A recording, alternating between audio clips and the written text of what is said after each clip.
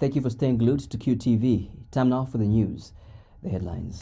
The World Bank has expressed concern over the slow pace at which Zambia's economy is growing.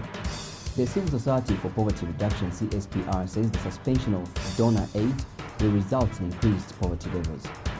The opposition National Democratic Congress (NDC) has charged that fired former Community Development Minister Maureen Kabanchi has been used as a sacrificial lamb. Here now is the news in detail. World Bank country representative Ina Marilyn Rothenberg has bemoaned the slow pace at which Zambia's economy is growing. Speaking at the launch of Zambia's economy brief in Lusaka, Ms. Rothenberg has observed Zambia's economic growth of half the projected 7% is not exciting, especially if poverty is to be eradicated. Ms. Rothenberg says the development has a negative impact on job creation as well as other efforts aimed at reducing poverty. She says it is for this reason that government should speedily implement austerity measures it formulated in order to gain ground on the weakening economic situation. And the World Bank country representative has urged governments to reorient the financing of the agricultural sector. Ms. Rothenberg notes that Zambia's economic emancipation lies in the agricultural sector, hence the need to ensure that necessary support is given to the sector. And we all know most of the challenges are related to the fiscal and debt situation.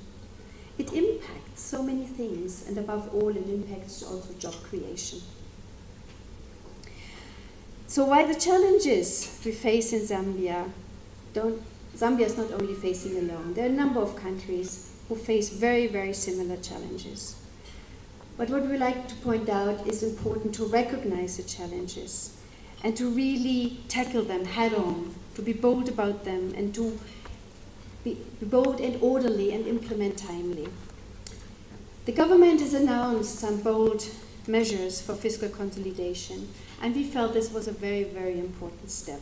We very much welcomed that announcement. So what are we waiting for now?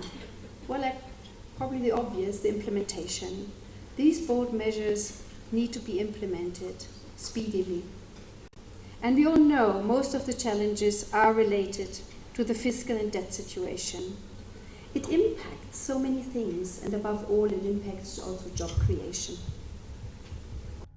Meanwhile, World Bank economist Dr. Jiv Chinzara says more diversified economy is key in addressing present and future economic shocks the country may be experiencing. Dr. Chinzara has also called for the implementation of fiscal consolidation measures. He says the measures include the publication of the country's accumulated debt in order to avert false reports from interested parties. Inasmuch as as public investment is important, what we then need to do is to ensure that the public investments they are selected properly to ensure that they have impact on growth. We should also, as we invest, we should also ensure sustainability. And the sustainability comes about because of this. Infrastructure is important because it improves the long-term capacity of the economy to grow. But growth happens in the long term.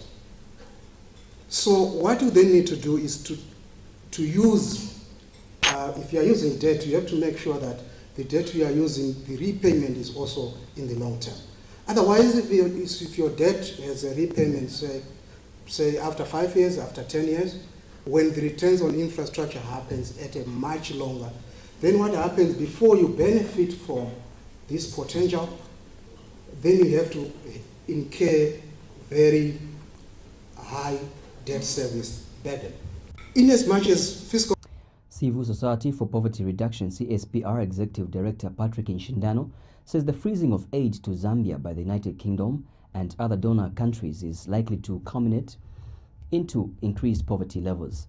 The United Kingdom has frozen all bilateral funding to the Zambian government following fraudulent activities in the social cash transfer. Mr. Shindano has regretted that this is happening at a time when CSPR has been calling for improved accountability in the manner resources meant for the poor are administered. He has told QTV News that there is need to put in place measures that will ensure that resources meant for the poor are not misused. Mr. Shindano has since called for action to be taken against those that will be found wanting after investigations into the matter are concluded. The opposition National Democratic Congress (NDC) has charged that Emarine Kabanshi has been used as sacrificial lamb following her dismissal as Community Development and Social Welfare Minister over fraudulent activities in the social cash transfer leading to donors withholding aid. NDC Secretary General Mwenyamsenge says the dismissal of Ms. Kabanshi is selective and raises more questions. Mr. Musenge states that those who have worked with Ms. Kabanshi would agree that she is a person who cannot even kill a fly and later on dip her hands into public coffers. He has told Q News that the real culprits at the center of this embarrassing graft scandal have not been touched by the president. Mr. Musenge says the key officials in this fiasco could include the permanent secretaries at both the Ministry of Community Development and Communications, who should also be dismissed. Meanwhile, Finance Minister Margaret Mwanakatwe says the forensic audit into the fraudulent activities in the social cash transfer will help establish those involved. Mrs. Mwanakatwe has told the Parliament that the audit is progressing in the Ministries of General Education and Community Development Social Welfare. She says once the forensic audit is completed, it is then that it shall be decided what measures should be put in place before the social cash transfer can resume. Mrs. Mwanakatwe says government is determined to see to it that a framework is put in place that can give donors the comfort that the funds reached intended beneficiaries. And the minister says government will ensure it pays in arrears beneficiaries of the social cash transfer before the end of December 2018.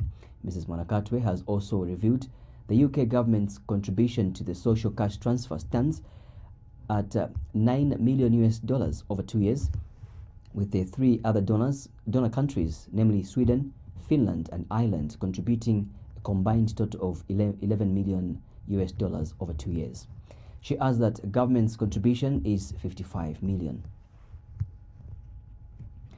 The Road Development Agency (RDA) has awarded 2 Chinese construction companies an over $1.4 billion contract for the rehabilitation of the Chinsali-Nakonde Road. RDA Director Chief Executive Officer Elias Mwape says China State Construction Engineering Limited will rehabilitate 103 kilometers of the road from Chinsali to Isoka under Lot 1 at a total of over 785 million kwacha. Mr. Mwape says China Railway 7th Group Company Limited will rehabilitate Lot 2, which is 107 kilometers Isoka to Nakonde, including the urban section of the road to the border with Tanzania, at a cost of over 713 million kwacha. He says government received financing for the project from the African Development Bank, which is contributing a total of $193 million, while African Growing Together Fund will contribute a total of $50 million, with government providing $12 million in counterpart funding, amounting to over $12 million. Mr. Mwape says the project implementation will be 40 months, and the scope of works for the project will include, among other things, clearing and grubbing earthworks, bituminous surfacing related works, and road signage and ancillary works. These 2 contracts will be implemented concurrently. Ladies and gentlemen, I wish to state that the tender was governed by an international competitive bidding process that culminated into the 2 best evaluated bidders being awarded the contracts respectively. A total of 35 firms from Europe, Asia, Africa expressed interest in the tender. A total of 16 firms were pre-qualified, with 11 submitting the bids, of which 2 firms whose contract signing we have just witnessed today emerged as the best evaluated bidders and were therefore awarded the contracts. The Chinsali-Nakonde Road section forms part of the Great North Road, which we call the T2, that starts from Chirundu, which is a section of international routes, and it's the Trans-African Highway and the North-South 4 corridor. The North-South Corridor is a joint COMESA, East African Community, and SADC-8 for Trade initiative, the primary aim of which is to reduce the transport costs along the priority corridor, which links the port of Dar es Salaam in Tanzania to the Copper Belt, Southern Democratic Republic of Congo, and northern Zambia, and connects to the southern ports of South Africa, in Durban and Mozambique. These two. Meanwhile, Mr. Mwape has re-emphasized government's commitment to ensure the Kafue to Mazabuka road is worked on as soon as possible. The Republic of Zambia, through the Road Development Agency, is determined to ensure that the entire corridor is in good condition and has therefore prioritized the rehabilitation of all sections of the corridor that are in poor condition. One of the notable sections targeted for rehabilitation this corridor is the Kafue Mazabuka Road. In this regard, government, with support from the African Development Bank, has prioritized the rehabilitation of the Kafue Mazabuka Road, which is 72 kilometers. To this effect, the Road Development Agency launched the tender for the works for the rehabilitation of 38-kilometer section from 10 Park on 17th of August 2018. The tender is expected to close on 28 September 2018. A site visit and a pre-bid meeting was held on 30th of August, of which 34 prospecting contractors attended. It is envisaged that the procurement process will be concluded in the fourth quarter of 2018. In the meantime, we have Mrs. Enyasi Road Zambia Limited, who continue to carry out holding maintenance works on the entire 72-kilometer Kafue to Mazabuka Road, pending the rehabilitation of the road. The Republic of Zambia. And speaking earlier, China Railway 7th Group Zambia Limited Managing Director Lee Sankwan has assured government of full commitment towards the completion of this project, which will result in the creation of 400 direct jobs. And China State Construction Engineering Limited Managing Director Feng Wefbo has also assured government that his company will take all necessary measures to improve the living standards and protect the environment, as well as create 1,000 jobs. And to date, we have completed several road and bridge projects. It's our pleasure to make contributions to economic development, social progress, and the improvement of people's livelihood. We will continue to work with the government and RDA, in particular, in fulfilling infrastructure developmental goals in the country, such as the project we are launching today, by making many meaningful contributions to improve the well-being of the Zambian people.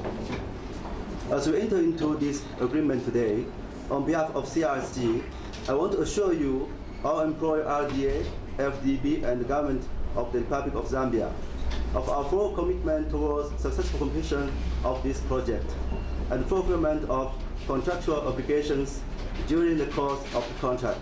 We will be able to deliver quality achievement to the people in the Muchinga province. Hereby, we want to assure all the Zambians that as a state-owned enterprise, we will be responsible for our work to maintain the precious credit we have built up in the past decades and for the friendship between Zambia and the Chinese. And to date, a 32-year-old laboratory technician of Ndola has been arrested and charged with circulation of pornography.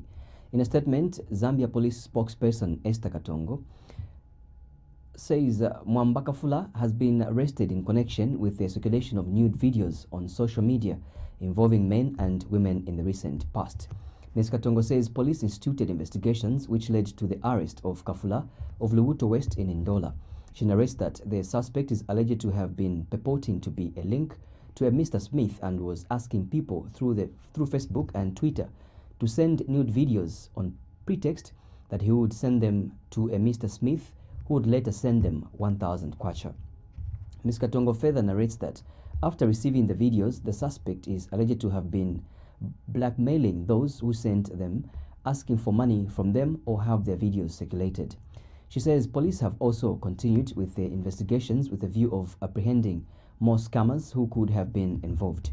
In another development, 4 people of Mansa district, among them a witch finder, have been arrested by police for trespassing on a burial place. The 4 have been identified as Emmanuel Kasuba, aged 35, also known as Dr. Cheswa, Francis Malemba, aged 50, Ngandwe Balakeni, aged 35, or of Chitenge village, Chief Milenge of Mansa, and Cornelius Milambwe, aged 56, of Chilumba village, Chief Kasoma Bangweulu of Samfya district, also a witch finder.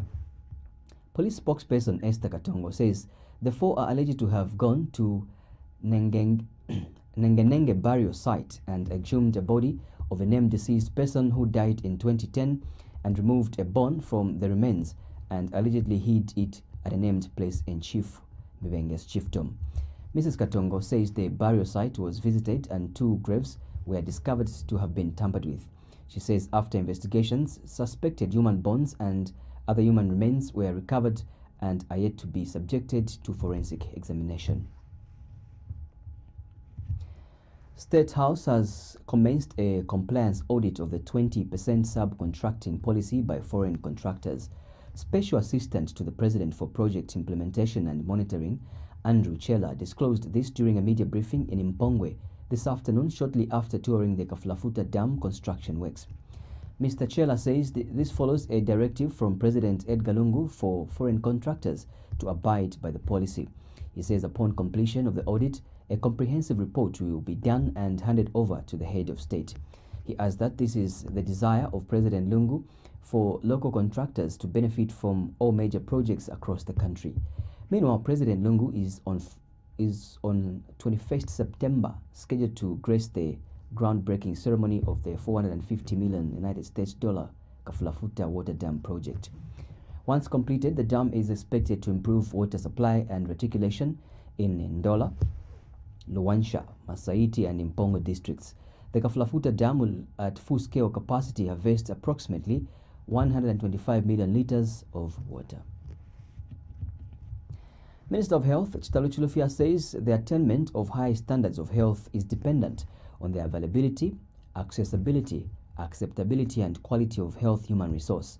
In a speech read on his behalf by Minister of Health Permanent Secretary in charge of training, Professor Elwin Chomba, during the 35th Chainama Hills College of Health Sciences graduation ceremony, where 280 students graduated in diploma programs, Dr. Chilufya says health workers are the driving force of health systems, without which health systems cannot function.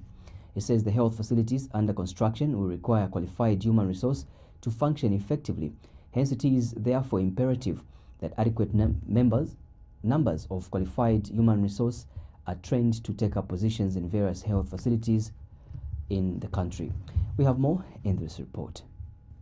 A properly trained and competent cadre of health personnel is essential to the delivery of quality health care.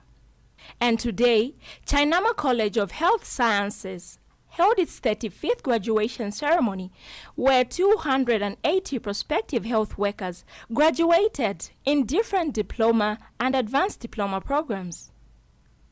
The graduation ceremony was graced by Ministry of Health Permanent Secretary in charge for training, Elwin Chomba.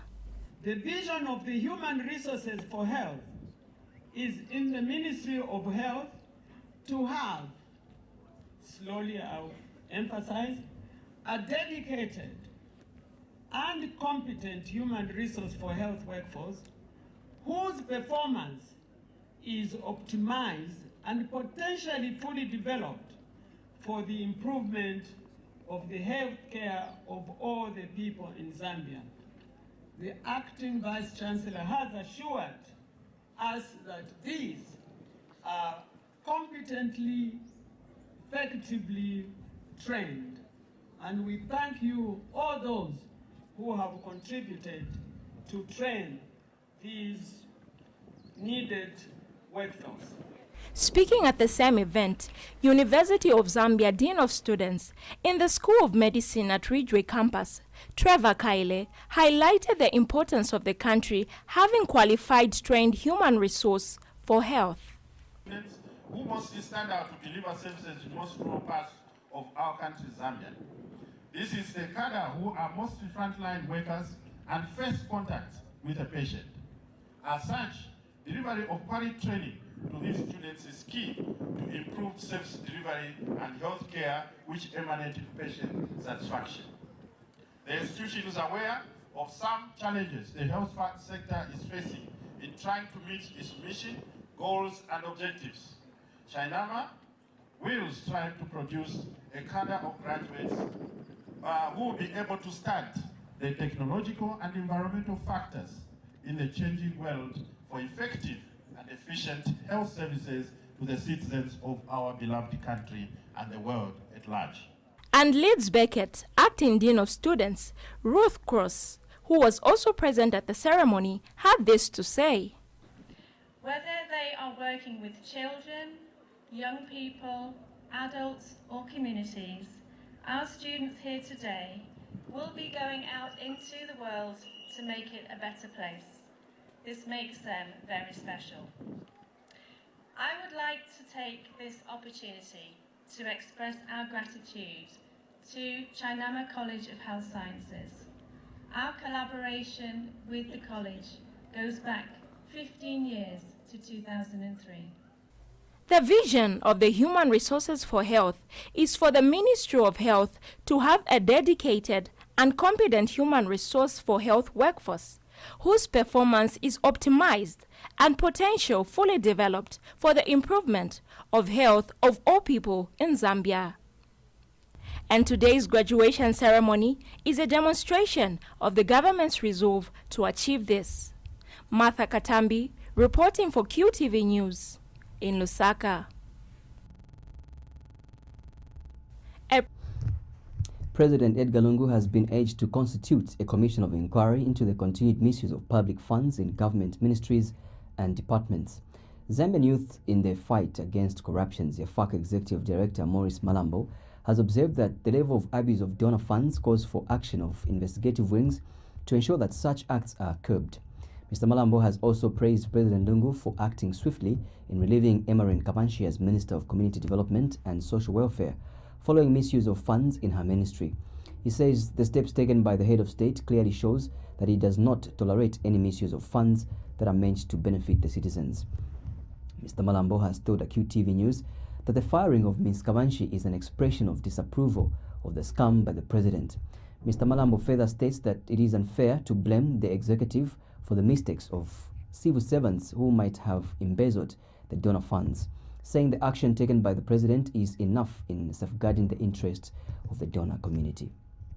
As an organization, we'd like also to suggest or recommend the fact that going forward, there is need to employ what is called forensic auditing skills, so as to make such reports of misappropriation of funds come to a barest minimum. Also, we'd like to take this opportunity to state the fact that it's not right to politicize such scams.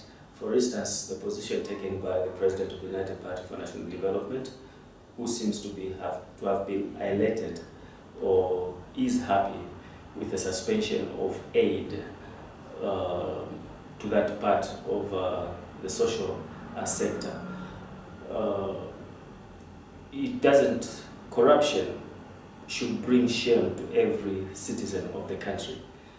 And therefore, to make political mileage out of the same, to move the spotlight from the civil servants and those that are directly involved in the disbursement or administration of such funds and move it to the executive arm of government is extremely unfortunate.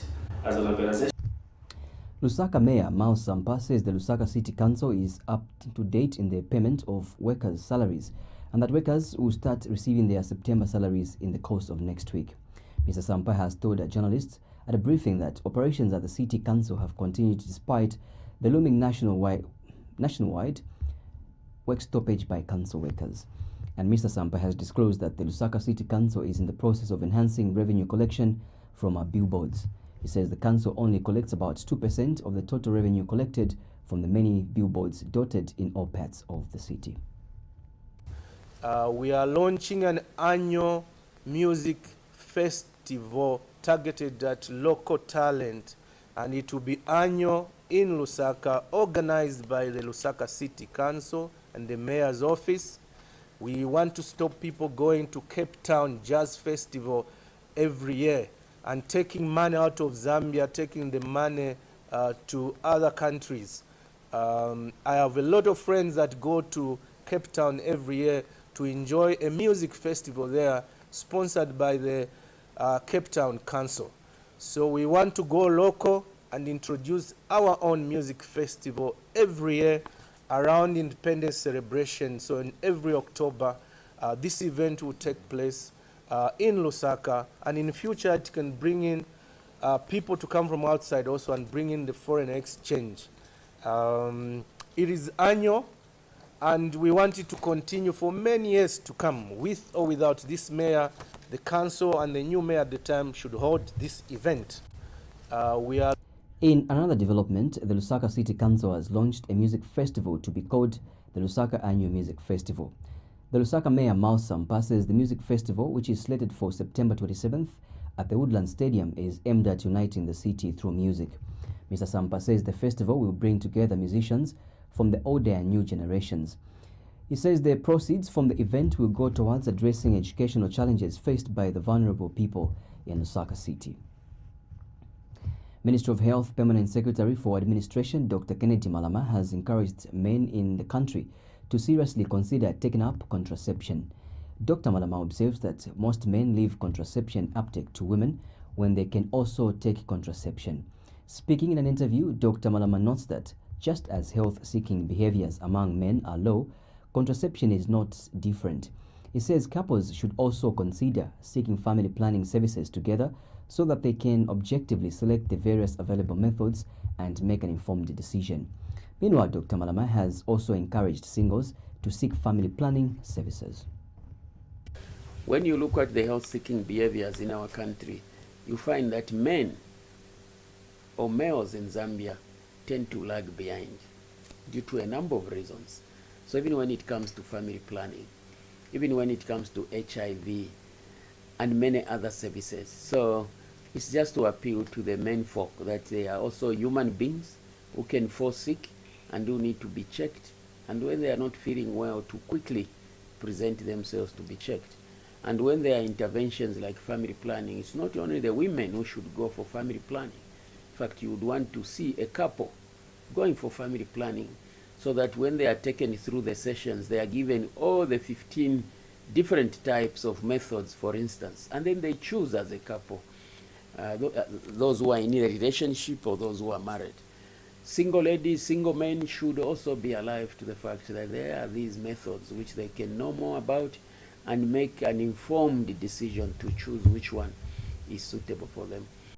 When you Young Women in Action Program Assistant Vivian Chibungu has encouraged young women in the country to fully participate in leadership roles. Ms. Chibungu has told AccuNews that there is need for young women to take up an active role in leadership in order to have more voices that are speaking for the women. She has encouraged young women to look up to women in leadership positions such as Vice President Inonga Winner as role models. She says the organization is there to give a platform to women to help them realize their full potential and the role they can play in leadership. Ms. Chibungu states that women should no longer be viewed as people who cannot manage leadership positions by society. She has further called on women leaders to encourage the young women to take up leadership positions through knowledge exchanges and sharing, among others. Some women who are vibrant out there, who are doing something so that they can admire from them, they can emanate from them and say, okay, if this woman can do it, I can also do it. If you look at this society, a number of young women, their mindset are drawn backwards. Why? Because of our culture that we have been brought in. as a country as well. You say a family where they will say a woman belongs in the kitchen, a young girl belongs in the kitchen. But when you come to an organization, we say a young woman can be a leader. And with Young Women in Action, we believe every person is a leader. There's nothing like you are born a leader. Leaders can be made. And Young Women in Action, it's there just to make those young women to understand and realize their full potential that they have within themselves, that they can take up any leadership position in this country. It can be outside the country, it can be in their community, it can be in their homes as husbands and wives. So those are the encouragements that we're telling young women. You can be a leader, you can be a leader in church, you can be a leader anywhere. You are a potential leader. Some women. Child rights activist Henry Kawe has reminded government of the need to ensure that the 2019 national budget has an allocation to activities that will help address challenges faced by children in the country. Mr. Kawe tells Q News that the Ministry of Finance should ensure that it allocates some funding towards the rollout of the curriculum on sexuality education. He is hopeful that more funds will be channeled towards the opening up of early childhood education centers, as the current funding in that regard only stands at 1%. Mr. Kawe has stressed that early childhood education helps children have a protected and firm foundation. He has also called for funding towards activities aimed at incorporating children in the governance system. Well, on that wake-up call news item, we end the news. But before I take a run, here is a recap of stories in the headlines. The World Bank has expressed concern over the slow pace at which Zambia's economy is growing. The Civil Society for Poverty Reduction, CSPR, says the suspension of donor aid will result in increased poverty levels. The opposition National Democratic Congress, NDC, has charged that fired former Community Development Minister, Honorable Kabanshi, has been used as a sacrificial lamb. That's all for the news. Bye-bye, God bless, and enjoy QTV.